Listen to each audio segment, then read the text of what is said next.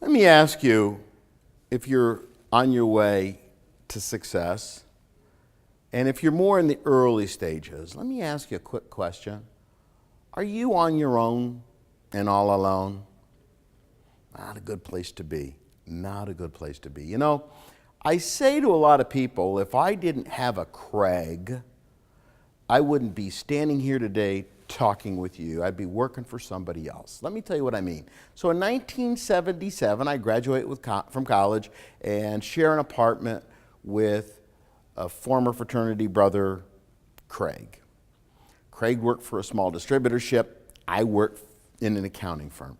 I didn't like accounting. He didn't like his boss. And so in 1978, we bought a phone answering machine, started knocking on some doors, and started getting some customers. But every day we were together.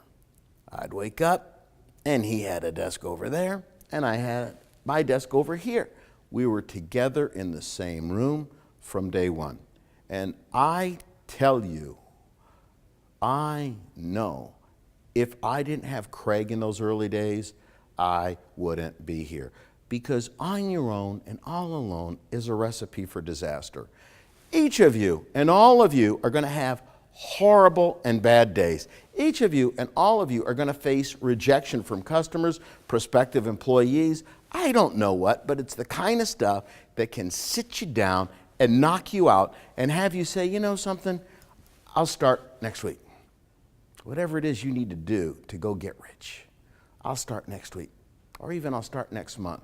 But when I had Craig and he's sitting over there and I'm sitting over here, there's no waiting for tomorrow.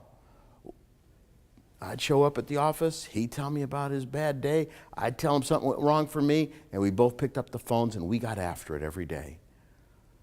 Do you have a Craig? Are you on your own and all alone?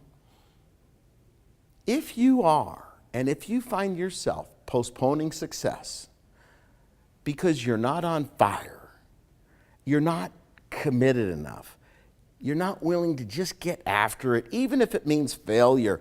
Even in those early days, I went out selling. I didn't even know what I was talking about. But I'd come back and I'd ask Craig, what is this that these people asked me to quote on? Or I'd ask a supplier. No matter where you're at, if you're early on, you need a Craig. You need to not be on your own all alone. You need to get on fire and stay on fire. And I talk about the rule of a beach fire. You know, some of you, all of you probably have been at a beach fire. If you take 10 logs and put them together and have a big old beach fire, that thing's going to burn bright. But you know what happens when one of those logs rolls out of the fire? Pretty quickly it fizzles out and it sizzles out.